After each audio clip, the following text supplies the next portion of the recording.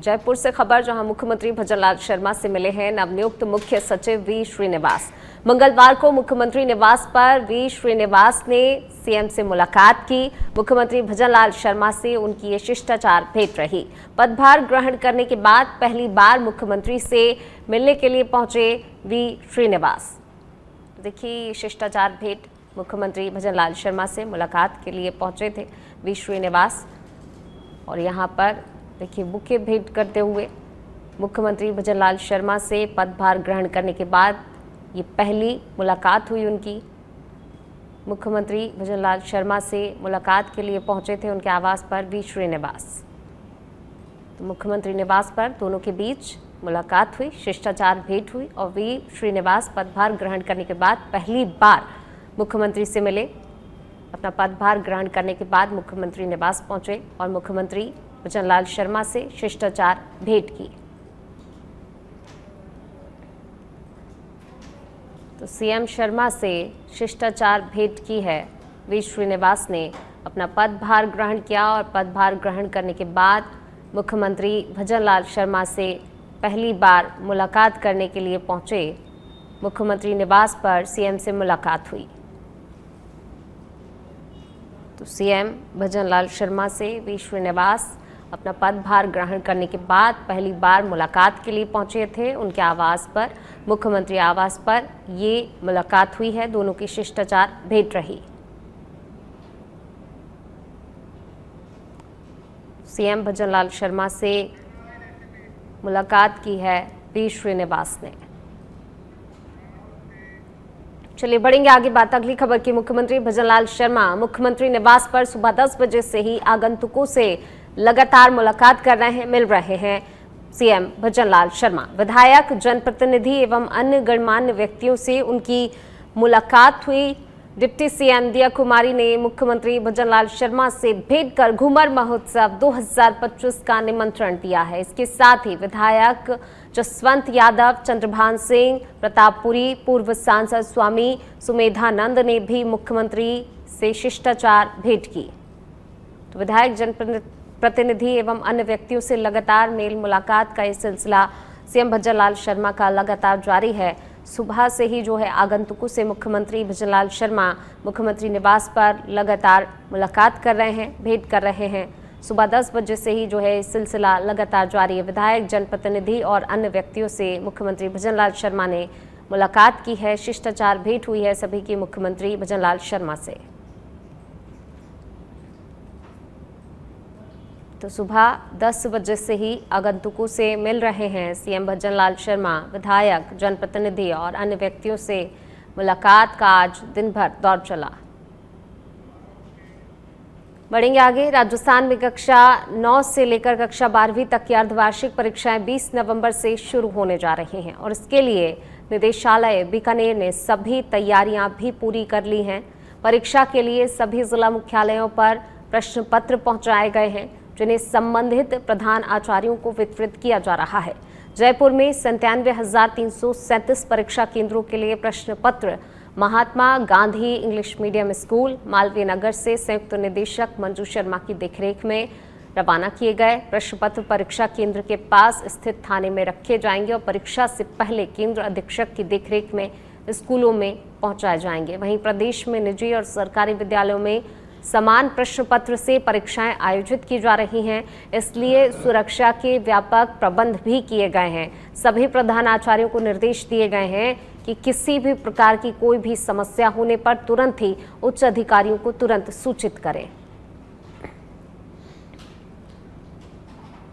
तो जयपुर में जो है देखिए परीक्षा के लिए विशेष तैयारियां की जा रही हैं, सुरक्षा के व्यापक प्रबंध भी किए गए हैं। अर्धवार्षिक परीक्षाओं को लेकर तैयारियां जो है पूरी कर ली गई हैं। 20 नवंबर से परीक्षाएं शुरू होने हैं और इसके पहले खास तैयारियां और सुरक्षा के इंतजाम। प्रश्न पत्र सभी जिला मुख्यालयों में पहुंचा दिए गए हैं। जयपुर में 97,337 परीक्षा केंद्रों के लिए भी रवाना हो गए हैं। केंद्र अधीक्षक की देखरेख में प्रश्न पत्र पहुंचेंगे। सुरक्षा के व्यापक इंतजाम किए गए हैं। पूर्ण सुरक्षा के साथ जो है प्रश्न पत्र वितरित किए जा रहे हैं और संबंधित संस्था प्रधानों को पाबंद कर दिया है कि आज ही ये प्रश्न पत्रों को थाने में रखवाएंगे और कोई कमी बेसी है, कहीं कोई प्रश्न पत्र नहीं पहुंचा तो उसकी सूचना भी आज ही देंगे। और 20 तारीख से परीक्षाएं शुरू हो रही हैं और एक दिन का समय बीच में मिलेगा। यदि कहीं कोई कमी बेसी होती है तो उसको पूरा करेंगे और प्रश्न पत्र की सुरक्षा पर विशेष ध्यान दिया गया है। सारे परीक्षा केंद्रों के जो प्रश्न पत्र हैं संबंधित थाने में रखवाए गए हैं। जो शिक्षक रहेंगे, जो परीक्षार्थी वीक्षक जो रहेंगे, उनकी ड्यूटी वगैरह लगा दी गई। वीक्षक रहेंगे वो तो अपने विद्यालय के ही वीक्षक रहेंगे, कोई आपस में इंटरचेंज कोई वीक्षक को नहीं किया है। जहां जिस विद्यालय में कहीं कोई कमी है तो अपने पीओ। बढ़ेंगे आगे, बात करेंगे डीडवाना की, जहां नशा मुक्त भारत अभियान के 5 वर्ष पूरे होने के उपलक्ष्य में विभिन्न प्रकार के कार्यक्रम चलाए जा रहे हैं। जिला समाज कल्याण अधिकारी जयपाल सिंह ने बताया, सामाजिक न्याय एवं अधिकारिता मंत्रालय भारत सरकार द्वारा नशा मुक्त भारत अभियान चलाया जा रहा है। इसी क्रम में राज्य के बांगड़ महाविद्यालय में जिला स्तरीय कार्यक्रम का आयोजन किया गया। इस अवसर पर अतिरिक्त पुलिस अधीक्षक हिमांशु शर्मा ने विद्यार्थियों को नशे से होने वाले दुष्परिणामों के बारे में एवं इसकी रोकथाम के बारे में जागरूक किया। उन्होंने सेमिनार में उपस्थित श्रोताओं से जिले में चोरी छिपे नशा बेचने वालों, उत्पादन करने वालों और सप्लायर्स के बारे में जानकारी देने हेतु आग्रह भी किया, जिसकी जानकारी देने वालों की जानकारी गोपनीय रखने का आश्वासन वहां पर दिया गया। तो वहीं अतिरिक्त पुलिस अधीक्षक ने सेमिनार में उपस्थित समस्त श्रोताओं को नशा मुक्ति की शपथ भी दिलाई।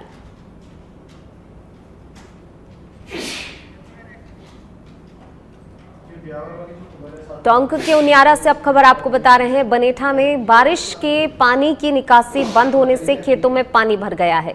ईश्वरदा बांध निर्माण के चलते पानी की निकासी बंद हुई है। किसानों की लगभग 500 हेक्टेयर जमीन में पानी भर चुका है, जिससे किसानों की फसलों को नुकसान पहुंच रहा है। किसान परेशान हो रहे हैं। किसानों ने नाला निर्माण को लेकर अब ज्ञापन सौंपा है। उनियारा उपखंड अधिकारी पूजा मीना को किसानों ने ज्ञापन सौंपा है। उपखंड अधिकारी को ज्ञापन सौंपकर समस्या समाधान की इन किसानों ने मांग रखी है। तो पानी की निकासी बंद होने से खेतों में पानी भर गया है, जिसके चलते किसान जो हैं काफ़ी ज़्यादा परेशान हो रहे हैं, क्योंकि उनकी फसलों को नुकसान पहुंच रहा है। और ऐसे में लगभग 500 हेक्टेयर ज़मीन में जब पानी भर चुका है, इसको लेकर अपनी समस्या के समाधान के लिए लगातार वो अधिकारियों से शिकायत भी कर रहे हैं, समस्या के समाधान की मांग कर रहे हैं, लेकिन उनकी मांग नहीं सुनी जा रही। अब इसके चलते उन्होंने ज्ञापन सौंपा है। उपखंड अधिकारी पूजा मीना को ज्ञापन सौंपकर समस्या के समाधान की उन्होंने मांग की है। तो नाथुला की तरफ से हो गया, बनास नदी में निकला जाता था। अब ईश्वरदा बांध बंद गया, इस वजह से पानी पूरा हमारे खेतों पर गया। इसके पानी की निकासी ईश्वरदा बांध के रोड के साइड की निकासी की जाए। बनास नदी हमारे जो खेतों में पानी भरा हुआ है, उसकी निकासी के लिए हम यहाँ पे आए हैं। पहले बरसात का पानी बनास नदी में जाता था, वो नाथोड़ा से होते हुए। अब नाथोड़े के अंदर बंदे की पहाड़ पड़ी हुई है, इस वजह से वो पानी हमारे खेत में भरा हुआ है। और पानी की निकासी के लिए ईश्वरदा की जो बांध की जो रोड है, वहाँ से होते हुए एक नाले का निर्माण हो। पहले तो बढ़ेंगे आगे, हनुमानगढ़ से खबर आपको बता रहे हैं। टिब्बी के राठीखेड़ा में एथेनॉल फैक्ट्री के विरोध का मामला सामने आया है। पुलिस ने 1 दर्जन लोगों को हिरासत में लिया। टिब्बी में भारी पुलिस जाब्ता भी तैनात कर दिया गया है। स्थिति को देखते हुए एडीएम उमेदी लाल मीणा, एएसपी जनेश तंवर हनुमानगढ़, एएसपी गीता नौहर सहित कई एसडीएम, डीएसपी और एसएचओ मौके पर तैनात हैं। ग्रामीणों के टिब्बी में निकाला जुलूस मार्च। एसडीएम कार्यालय पर धरने पर बैठे हैं नागरिक। ग्रामीणों से समझाइश में जुटे हुए हैं पुलिस प्रशासन के अधिकारी। तो देखिए, लगातार ग्रामीणों से समझाइश की जा रही है, लेकिन समस्याओं को लेकर अब ये धरने पर बैठे हुए हैं। समस्या समाधान की मांग इनके द्वारा लगातार की जा रही है। जिस तरीके से ये एथेनॉल फैक्ट्री का विरोध जता रहे हैं, हालांकि पहले भी इनने मांग रखी, लेकिन इनकी मांगों की सुनवाई नहीं हुई और उसको लेकर अब ये धरने पर बैठे हुए हैं। वहीं पुलिस प्रशासन के अधिकारी हैं, समझाइश का इनके साथ प्रयास कर रहे हैं। राठीखेड़ा में एथेनॉल फैक्ट्री के विरोध का ये मामला कहीं ना कहीं तूल पकड़ता नजर आ रहा है। पहले से ही जो फैक्ट्री वाला मामला चल रहा है, इसमें एहतियात के तौर पर पुलिस व्यवस्था की गई है। वैसे कोई विशेष मामला नहीं है, शांति है, सारी चीजें सामान्य। अब नाकाबंदी के दौरान और दूसरी कार्रवाइयों में मुख्यालय पर कुछ लोग हिरासत में लिए हैं। एहतियात के तौर पर बताया कब यहाँ पर लगा रखा है। जोधपुर में यूटीबी नर्सेज, निविदा नर्सेज और पैरामेडिकल अस्थायी कर्मचारियों के स्थायीकरण की मांग को लेकर संविदा कर्मचारियों ने जोरदार प्रदर्शन किया। महात्मा गांधी अस्पताल से जिला कलेक्ट्रेट कार्यालय तक भी निकाली गई रैली में शामिल कर्मचारियों ने मुख्यमंत्री और चिकित्सा मंत्री के नाम ज्ञापन सौंपकर नियमितीकरण की मांग की है। रैली संयोजक राहुल सिंह राजपुरोहित ने कहा कि पिछले कई वर्षों से काम कर रहे कर्मचारियों को अब तक नियमित नहीं किया गया है, जिसको लेकर ज्ञापन दिया गया है।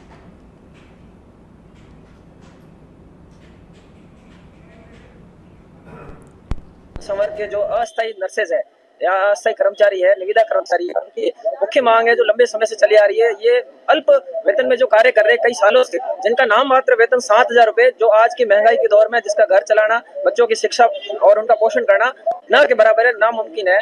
इस मुश्किल भरे दौर में हमारा सरकार से यह आग्रह रहेगा कि हमारी कोई नई मांग नहीं है। पूर्व में जिस 2013, 2018, 2023 में आपने जिस तरह से बोनस और मेरिट आधार भर्तियां निकाली है, उसी तरह जैसे आपने मेडिकल को लेकर नियमितीकरण किया है, जिसके लिए हमने महात्मा गांधी हॉस्पिटल से कलेक्टर की रैली की है, जिसमें हमने चिकित्सा मंत्री और मुख्यमंत्री के नाम से ज्ञापन दिया है।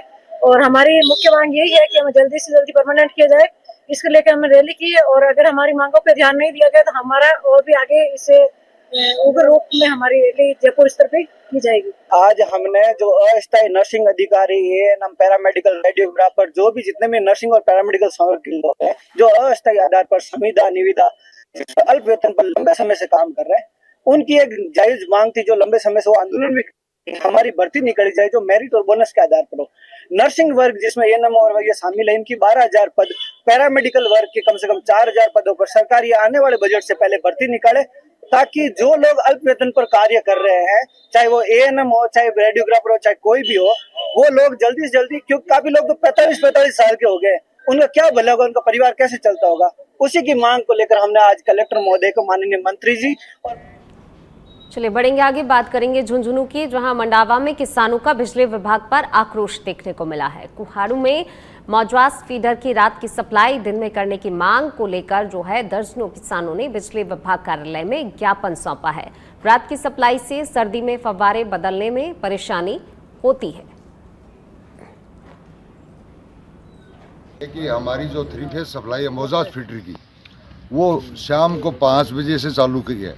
हम ये चाहते हैं या तो सभी फीडरों पे परिवर्तन के हिसाब से जैसे भी हमारा नंबर आए उस हिसाब से दे दी जाए, या फिर हमारी जैसे भी व्यवस्था करके दिन की सप्लाई चाहते हैं हम, 3 फेज सप्लाई। इसलिए बिजली बोर्ड को अवगत कराने आए समस्त गाँव की ओर से। इसमें हमारी सुनाई हो गई तो ठीक है, नहीं हो तो हम बड़ा आंदोलन करेंगे, सभी गाँव वालों को लाएंगे। कि हमारी जो 3 फेज सप्लाई है मौजवास फीडर की, वो शाम को 5 बजे से चालू की है।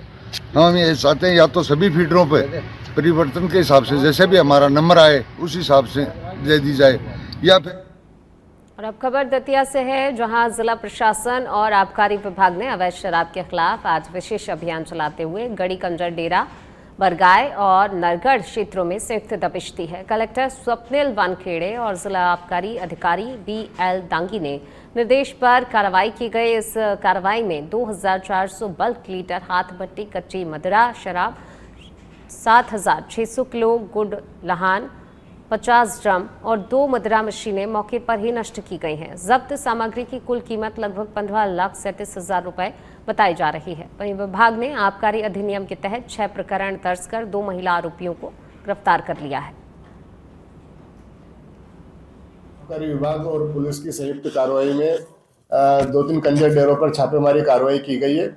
कलेक्टर महोदय दतिया श्री स्वप्निल वानखेड़े साहब के आदेश पर ये कार्रवाई आबकारी विभाग द्वारा हमेशा की जाती रही है और ये कार्रवाई गढ़ी कंजर डेरा, बरगाय कंजर डेरा और नरगढ़ कंजर डेरा पर की गई है।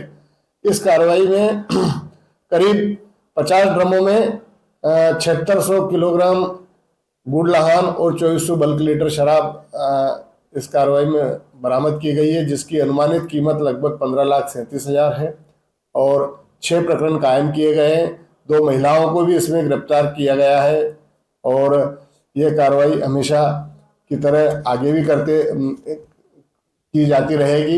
इस कार्रवाई में विभाग के अनिरुद्ध खानवलकर, ध्वनि भदौरिया और केतन भावर आबकारी उपनिरीक्षक तथा आबकारी दल के द्वारा। और अब खबर भोपाल से। मुख्यमंत्री डॉक्टर मोहन यादव ने आज 52वीं राष्ट्रीय बाल वैज्ञानिक प्रदर्शनी का उद्घाटन किया।